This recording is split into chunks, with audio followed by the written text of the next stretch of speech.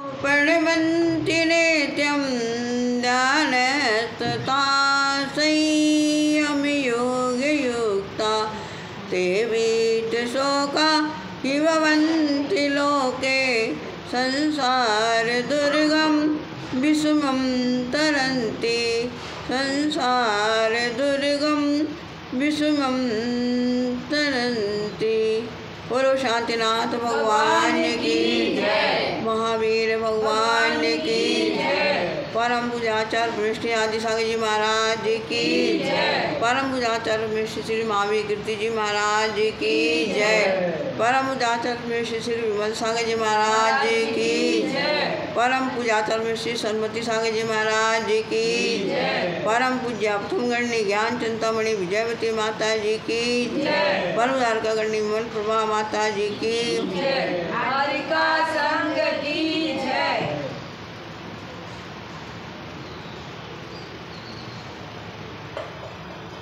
छह डाला में अपन को तो कुछ आता नहीं है, छोटे मोटे आदमी हैं, है ना, कुछ भी नहीं आता। अंगूठा था दौलत राम जी ने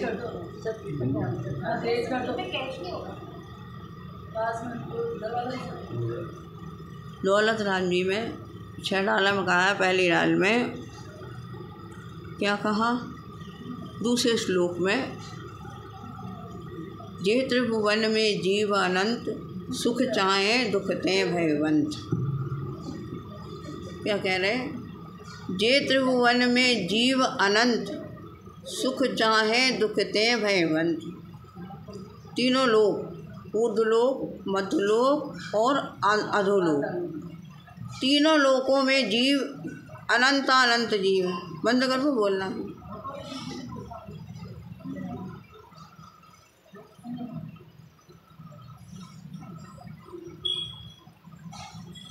आप बोलो तो फिर मैं बंद कर दूँ। तीनों लोकों में, ऊर्ध्वलोक, मध्यलोक और अधोलोक में जीव अनंत हैं। वे सभी क्या चाहते हैं, सुख चाहते हैं और दुख से डरते हैं। उस दुख को दूर करने वाली,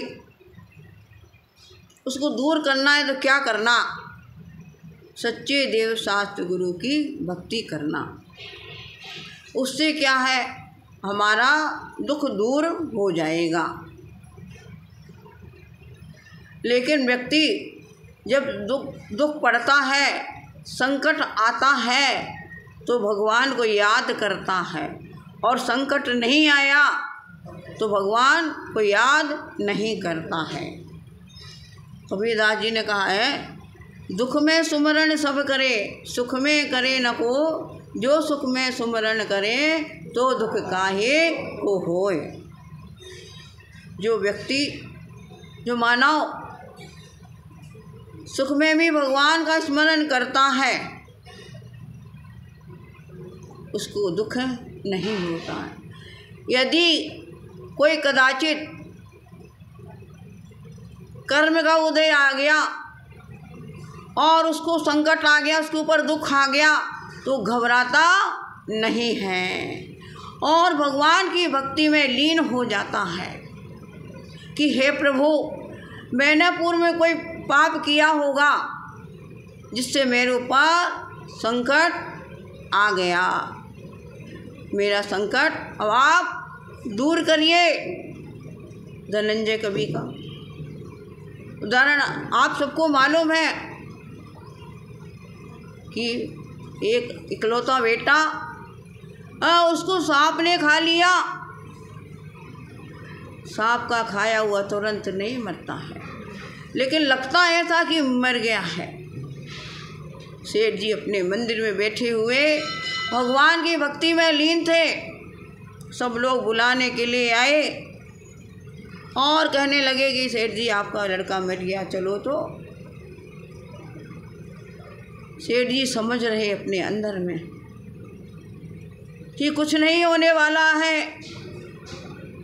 जब सेठानी को गुस्सा आ गई और उसने क्या किया, बच्चे को ला करके और सेठ जी के सामने पटक दिया।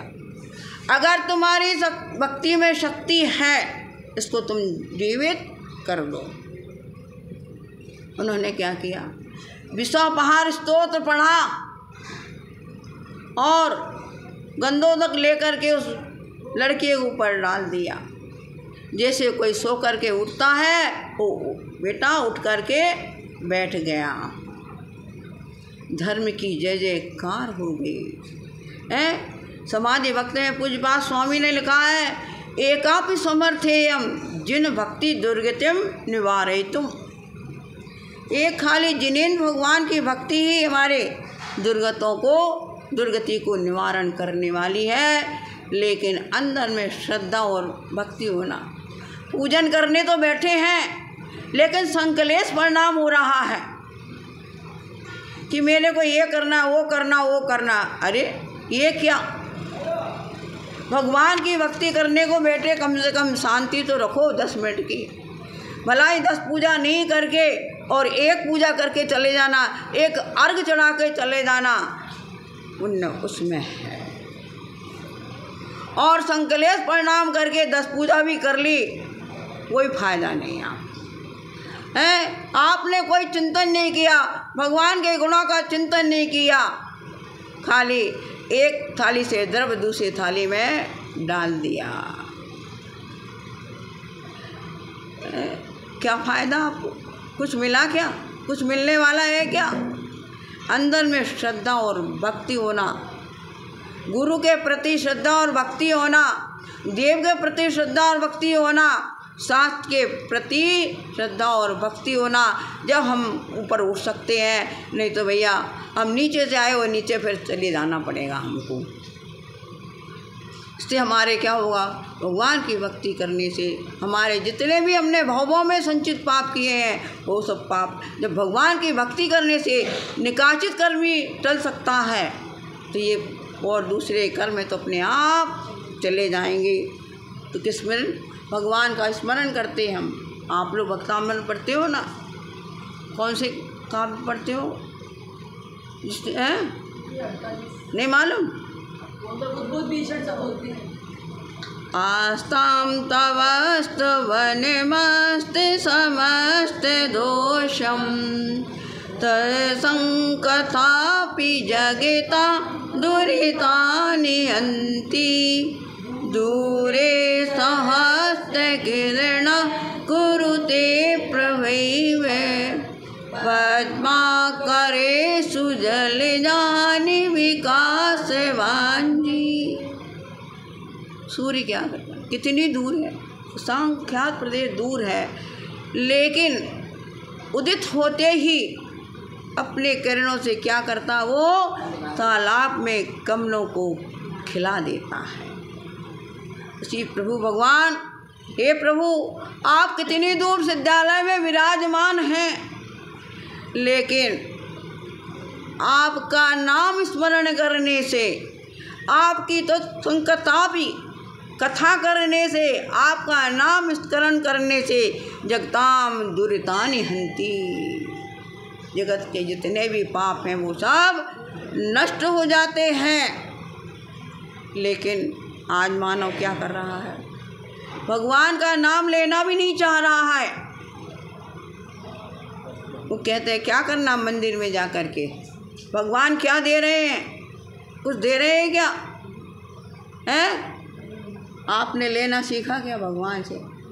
हैं? भगवान सब कुछ देने के लिए तैयार है, लेकिन आपको लेना ही नहीं आ रहा है। वो कह रहे हैं कि ऐसा करो, अगर आपको सुख चाहिए, दुख से दूर हटना है आपको, और सुख की प्राप्ति करना है, तो क्या करो, अपने स्वरूप को देखो। जैसे मैंने अपनी आत्मा का चिंतन किया है, आत्मा की अनुभूति की है, ऐसे तुम भी करोगे तो आपको स्थायी सुख मिल जाएगा। और क्या करो, भगवान की दृष्टि कहाँ है? नासाक दृष्टि है। अपने को देखो, अपने गुण दोषों का विचार करो, दूसरों को मत देखो। लेकिन प्राणी दूसरों को देखने में लगा रहता, उंगली लगाने में लगा रहता, इसको कैसे भी इसको नीचे गिराना है, मैं ऊपर उठ जाऊं और इसको नीचे गिरा दूं। लेकिन याद रखना, ये पाप कभी भी छोड़ने वाला नहीं है। अगर निकाचित कर्म बन गया तो आपको फल दे करके जाएगा ही जाएगा। लेकिन कुमुद चंद आचार्य ने कल्याण मंदिर में कहा है, आकर्णितोपि महितोपि निरीक्षितोपि नूनम न चेतिस मया बृहतोषि भक्त्या जातोस्मि तेन मया बृहतोषि भक्त्या यस्मात् क्रिया प्रतिफलन्ति न भाव शून्य। हे भगवान, मैंने क्या किया? घर वालों के कहने से आपको देखा, सुना, निरीक्षण किया, सब कुछ किया, लेकिन भाव शून्य। मैं भाव से शून्य रहा, इसलिए मेरे को दुख की विपत्ति देखनी पड़ रही है। अगर मैं उस समय आपको अपना भाव वहाँ लगा देता, आपकी भक्ति में लगा देता, आपके गुणों का स्मरण कर लेता, आप सिद्ध क्षेत्र में जाते हो और भगवान को देखते ही कितने मन में शांति आ जाती है। आती कि नहीं आती?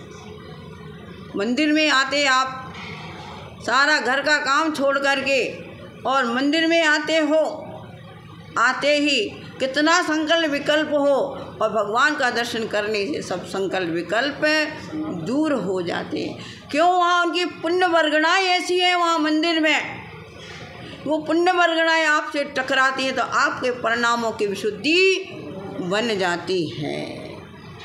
इसलिए हमेशा भगवान की भक्ति करना। एक दृष्टांत सुनाते, हमको तो कुछ आता नहीं है, दृष्टांत आता है और कुछ नहीं आता मेरे को। हाँ, विवेकानंद जी जब अमेरिका गए तो उन्होंने क्या किया, बहुत सारे अमेरिकन लोग खड़े हो गए, उनकी ड्रेस भारतीय ड्रेस थी, क्या आएगा इसको? तो उन्होंने क्या किया, जो अमेरिकन थे उन्होंने जीरो बना दिया, बोले इसके ऊपर बोलो तुम, जीरो बना दिया, ब्लैक बोर्ड पर लिख दिया, इसके बारे में बोलो। वो ज्ञानी थे, सब कुछ आता था उनको, और उन्होंने उस शून्य के ऊपर इतना बोला कि सुनने वाले थक गए, बोले बस करो। तो एक गांव में सेठ जी, बहुत पैसा, अपार पैसा था, लेकिन कभी भगवान की भक्ति नहीं की, कभी भगवान का दर्शन नहीं किया। कहते मेरे पास कुछ कमी नहीं, मैं क्यों जाऊं दूसरे के पास में? तो कुछ कमी होती जब जाते क्या किसी के पास में? आप एक दूसरे से मिलते हो तो कुछ कमी है क्या आपके पास में जब मिलते हो? क्या भगवान के पास आते तो कुछ कमी है क्या आपके पास में जो मिलने के लिए आते हो? वो सेठ जी कहने लगे मेरे पास कुछ कमी नहीं, अपार धन पैसा, अरब खरब सोना चांदी हीरा मोती बहुत बड़े पड़े मेरे घर में, मैं क्यों नहीं जाऊं मंदिर? कोई कार्यक्रम होता, अब गांव के बड़े लोग, कोई उनको बुलाना पड़ेगा, चलो भाई, नहीं मैं नहीं जाऊंगा, मेरे को कुछ भी टाइम नहीं है। लेकिन याद रखना, हम रोज़ रोज़ यही कहते हैं, जब तक पुण्य है तो लक्ष्मी आपके घर में है, और जिस दिन पुण्य चला जाएगा उस दिन लक्ष्मी भी आपके घर से निकल जाएगी। क्यों?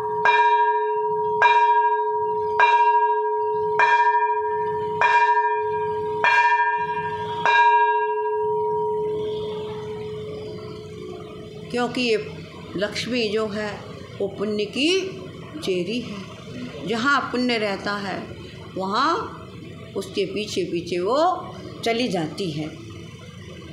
क्यों जाती है? आपने पुण्य किया, भगवान की भक्ति की। लोग कहते हैं जो भगवान की भक्ति करते हैं वो भी दुखी रहते हैं, और हम तो भगवान की भक्ति नहीं करते अपार संपदा है हमारे पास में है। तो तुमने पूर्व में पुण्य कमाया, अभी संपत्ति मिल गई आपको, आप अभी विषय भोगों में रत रहे तो सीधा नरक का आपका रास्ता साफ हो रहा है। तो हमको क्या करना, आपको एक दिन बता दिया था कि एक बार भी भगवान का दर्शन करने से कितने उपवासों का फल मिलता है, बताया था है, सुना था क्या है। जब चिंतो तब सहज फल, लखा फल गमने कोड़ा कोड़ी अनंत फल, जब जिनवर दिठे। जब मन में विचार किया मंदिर जाना है तो 1000 उपवास का फल हो गया। और लखा फल गमने, शुद्ध वस्त्र पहन करके, हाथ में शुद्ध सामग्री लेकर के आप मंदिर के लिए चल पड़े, बिना चप्पल पहने, बिना जूता चप्पल पहने मंदिर के लिए चल पड़े। लखा फल गमने, 1 लाख उपवास का फल हो गया। और जूता चप्पल पहन के आते हो तो दिमाग कहाँ रहता है कि मेरी चप्पल कोई ना ले जाए। अरे यहाँ से घर तक जाओगे थोड़ा गर्म लगेगा और क्या होगा, और कुछ होने वाला नहीं है। घर में जाके एसी में बैठ जाना, सब शांति मिल जाएगी।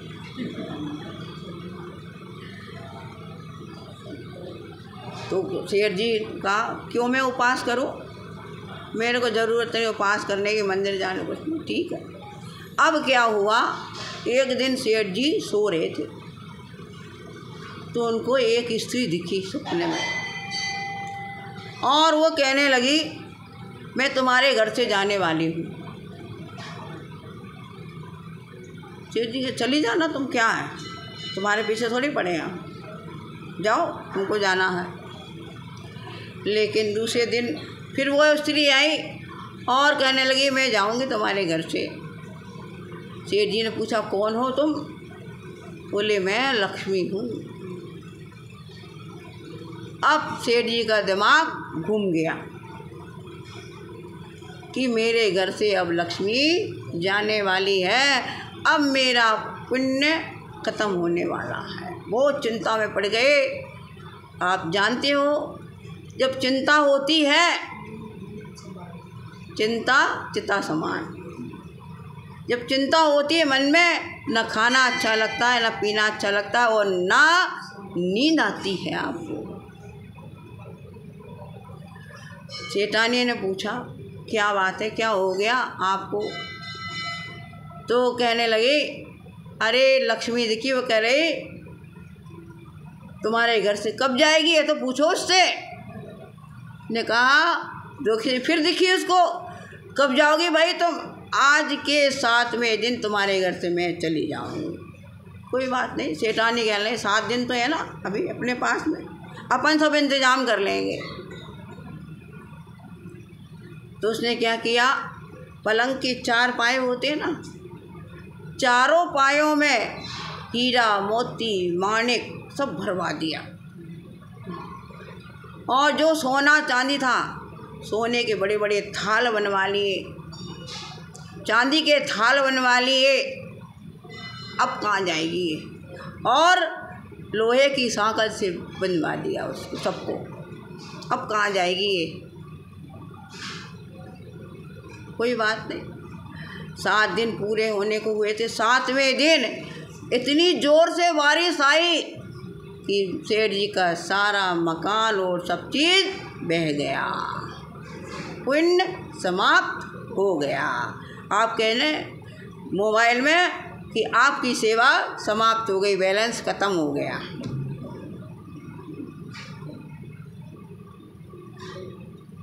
अब सेठ जी चले पकड़ने को, पकड़ में आएगा क्या बहता हुआ सामान, लेकिन फिर भी पुरुषार्थ कर रहे, भाग रहे उसके पीछे पीछे। सब क्या करते हैं, पैसे के पीछे। आज के लोग क्या पैसे के पीछे भगते हैं, अपनी आत्मा के पीछे कोई नहीं भगता, सब पीछे पीछे भग रहे हैं। सेठ जी भगे और पकड़ते पड़ते एक थाल टूटा हुआ था, उसकी एक किनार टूटी हुई थी, वो हाथ में आ गई और बाकी सब चला गया। अब सोचने लगे चलो ठीक है, एक तो रहा अपने पास में, इससे काम चलाएंगे। उसको क्या पगड़ी में बांध लिया। अब क्या होता है, लक्ष्मी चली गई, अब खाने पीने को भी घर में कोई ठिकाना नहीं। एक टाइम खाने को है, दूसरे टाइम खाने को नहीं है। मन में बहुत क्लेश हो रहा कि देखो मैंने किसी की बात नहीं मानी, अपने अपने में लगा रहा, अपने को नहीं पहचाना मैंने, भगवान की भक्ति नहीं करी, तो आज ये दुर्दिक देखने पड़ रहे हैं मेरे को।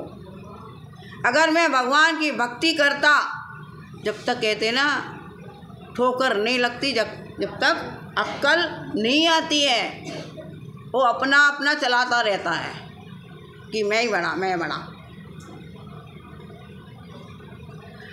तो क्या हुआ, अब सेठ जी सोचने लगे अब इस गांव में तो अपना चलने वाला नहीं है। जहाँ मैं इतना बड़ा था, जहाँ मेरी इतनी इज्जत थी, अब कोई मेरे को नहीं पूछ रहा है।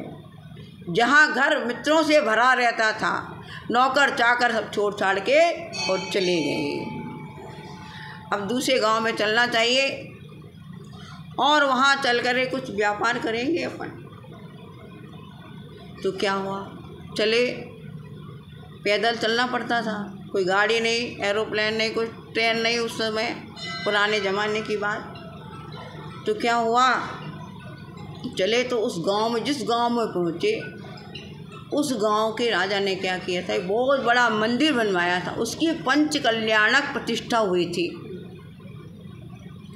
तो पंचकल्याणक प्रतिष्ठा होने के बाद में राजा ने क्या, सबको प्रीति बूझ दिया कि मेरा सब काम अच्छे से हो गया, अब मैं सबको प्रीति भोज कराऊंगा। तो जिस दिन सेठ जी पहुँचे, वहाँ सारे परिवार के साथ में प्रीति भोज था।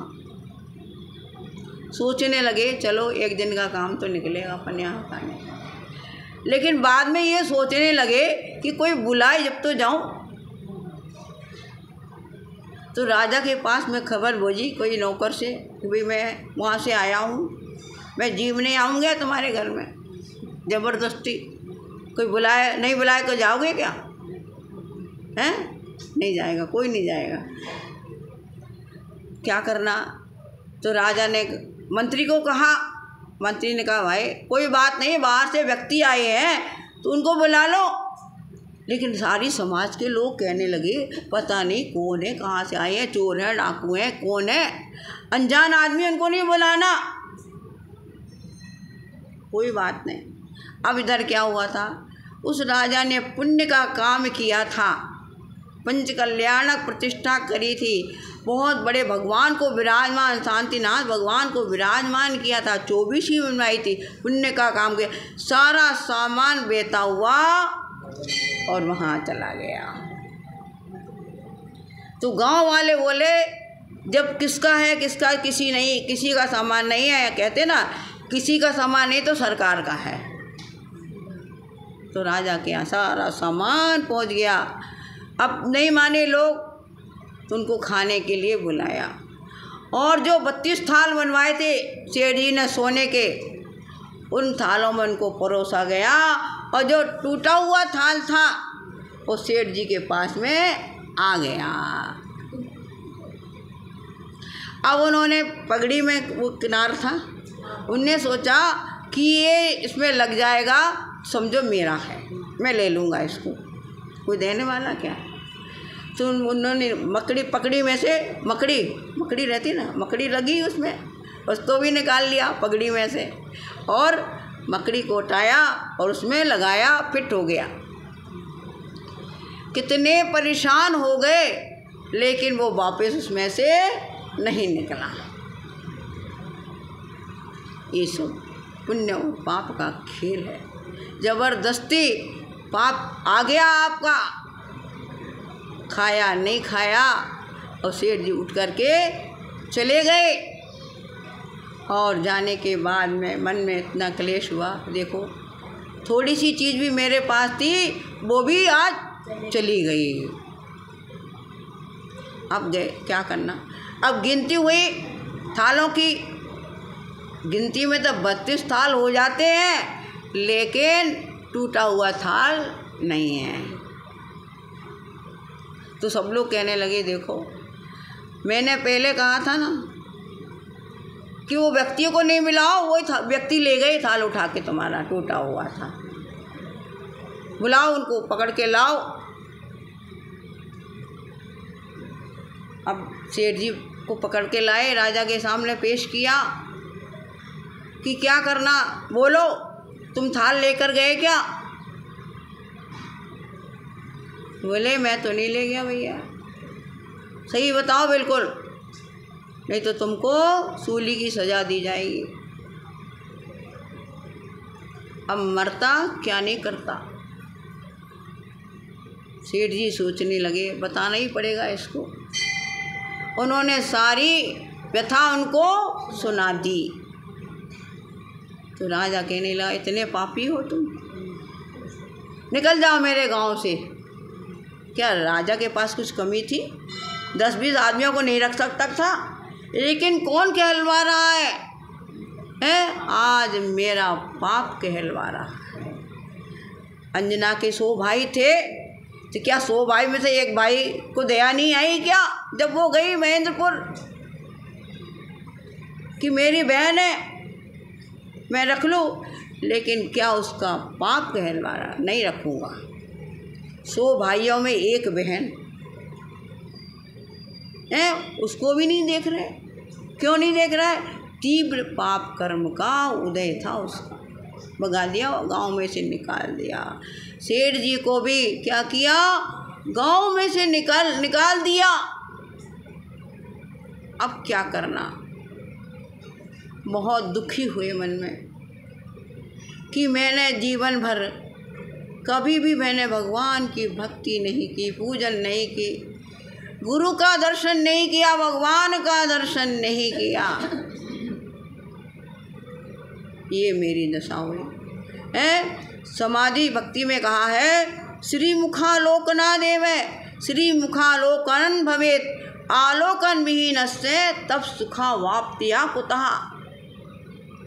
जो सुबह उठ कर के भगवान का मुखावलोकन करता है वो क्या, श्री मुखालोकनम भवेत, श्री माने मुख लक्ष्मी का आलोकन करता है वो। और आलोकन विहीन से, जिसने कभी भी भगवान का मुख नहीं देखा, तत्सुखा वाप्त्या कुता, उसको सुख की प्राप्ति कैसी होगी। तो मैंने अब सब ये कर लिया, अब मेरे को तो गुरु महाराज की शरण में ही जाना चाहिए। अब इस गांव में से निकाल दिया, ऐसा नहीं हो कि मैं दूसरे गांव में जाऊं, वहाँ से भी मेरे को निकाल दिया जावे। उस गांव में गया, वहाँ पर एक मंदिर गया। अब भाई दर्शन तो करना पड़ेगा। दर्शन किया, प्रभु के सामने अपने कर्मों की निंदा आलोचना की, गर्रा की कि भाई मैंने जीवन में जो भी पाप किया हो भगवान, आपके चरणों में वो क्षय हो मेरा। आप लोग पढ़ते ना, दुख को कम खो और बोधि लाओ और समाधि मरणम और जिन गुण संपत्ति ओ मज्जन। हे भगवान, दुखों का क्षय हो, कर्मों का क्षय हो और बोधि लाभ हो मेरे को। पढ़ते हैं लेकिन गुनते नहीं हैं, मुँह से तो बोल लेते हैं, मंदिर में जा कर के बहुत स्तुति स्तोत्र पढ़ लेते हैं, लेकिन वो सब क्या होता है, अंदर में नहीं उतरता है। सेठ जी ने अपनी निंदा गर्रा आलोचना की और गुरु महाराज मंदिर में बैठे हुए थे। अब तो गुरु के चरणों में जाना पड़ेगा, मेरा कोई उपाय बताएंगे वो। नहीं जाऊंगा।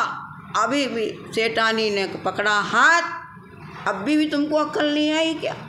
इतना सब होने, इतनी बेइज्जती होने पर भी तुमको अक्ल नहीं आई क्या? चलो,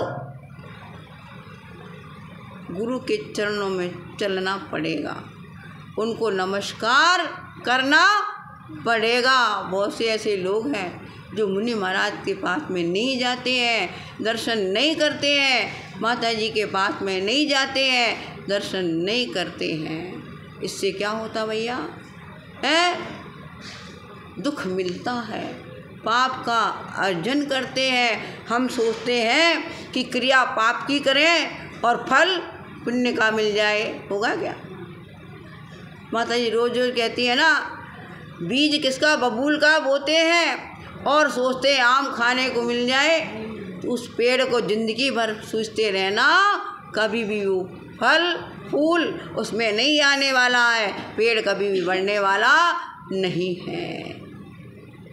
गए, गुरु को नमस्कार किया और चरणों में पड़ गए और कहने लगे, गुरुदेव मैंने ऐसा कौन सा पाप किया था कि जिससे मेरे को संपत्ति मिल गई, और मेरा कौन सा ऐसा पाप कर्म का उदय आया कि मेरी सारी संपत्ति चली गई। गुरुदेव कहने लगे कि भैया पूर्व में तूने पुण्य किया था, भगवान की भक्ति की थी, कैसे निरअभिमानी होकर के, अहंकार पूर्वक नहीं, से उससे पुण्य का अर्जन हुआ। तेरे को दुख नहीं मिला, सुख मिला, और वो परंपरा से आकर के जन्म में वो संस्कार रहा पुण्य का, तो आपको क्या संपत्ति मिल गई। लेकिन आपने इस भव में वर्तमान पर्याय में आपने कुछ भी नहीं किया। तो जब तक पुण्य है तब तक आपके पास सब कुछ है, और जिस दिन पुण्य समाप्त हो जाएगा, सेठ जी के जैसे हैं, तो क्या पाप कर्म का तीव्र उदय आ जाएगा, तो सारी संपत्ति चली जाएगी। नारियल में इतना ऊंचा पेड़ रहता है, कितना ऊंचा पेड़ रहता है, उसमें पानी कहाँ से आता है? कोई डालता है क्या? स्वयं ही आ जाता है। तो पुण्य करते रहो, लक्ष्मी की इच्छा मत करो, विषय भोगों की इच्छा मत करो, त्याग की भावना करते रहो हमेशा। तो क्या होगा? आपको पुण्य मिलेगा, और पुण्य अर्जन होने से क्या होगा? आप नहीं इच्छा होने पर भी आपके पास सारी संपत्ति अपने आप स्वयं बनी रहेगी, और आपको सुख की प्राप्ति हो जाएगी। एक व्यक्ति है, वो है ना, नारियल लेने के गया, तो माता जी को नारियल का पानी चाहिए पीने को, गया बाज़ार में लेने के लिए। तो एक दुकान में गया और पूछा, नारियल कितने का देते भैया? उसने कहा, कितने का? 4 आने का। फिर कहने लगा, 4 आने का है, 3 आने में नहीं दोगे क्या? है? उसने कहा, नागपुर चले जाओ, झालरापाटन चले जाओ, वहाँ 3 आने में मिल जाएगा। वो झालरापाटन आया, गया दुकान में, कितने का है? 3 आने का। 2 आने में नहीं दोगे? तो उसने कहा, दूसरे गांव में चले जाओ, वहाँ मिल जाएगा तुमको। वहाँ गया, वहाँ पूछा, कितने में दोगे? बोले 2 आने में। 1 आने में ही दोगे? अरे भैया 1 आना भी क्यों खर्चा करता, तो देहात में चला जा। देहात में चला गया। अब देहात में जा कर के और देखा सुना, भैया कितने का है? 1 आने का, फ्री में दे दो।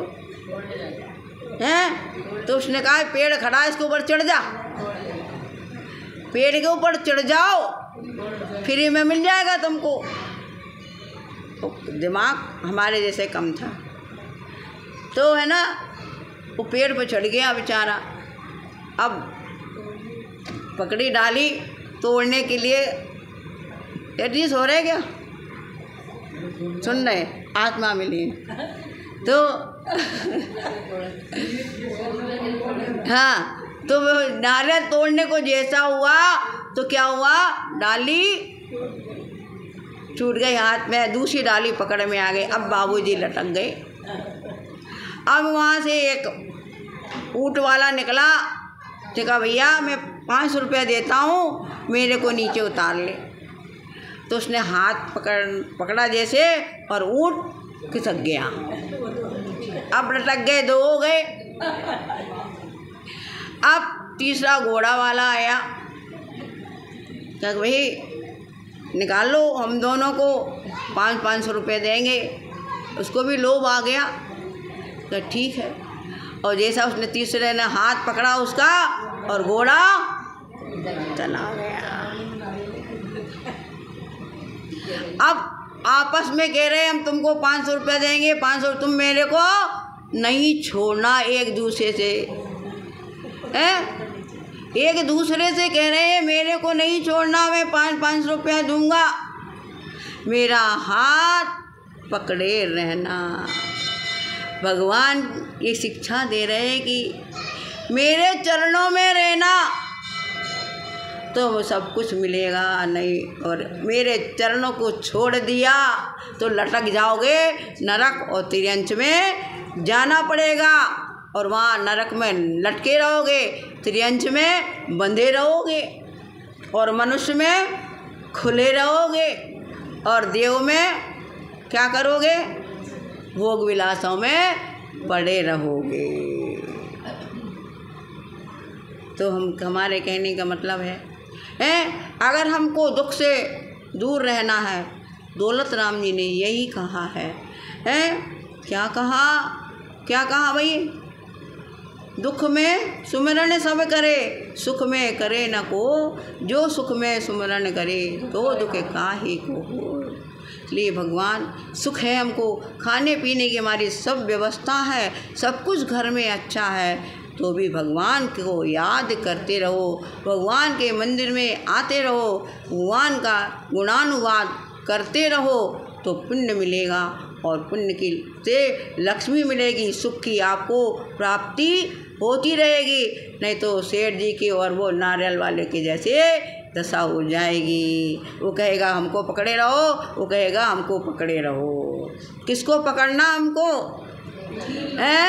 3 लोक के नाथ को पकड़ो, देवी दुर्गा को मत पकड़ो, मिथ्यात्व में मत जाओ, सम्यक्त में रहो, तो आपको अनायासी सब चीज़ की प्राप्ति हो जाएगी। जय बोलो महावीर भगवान की।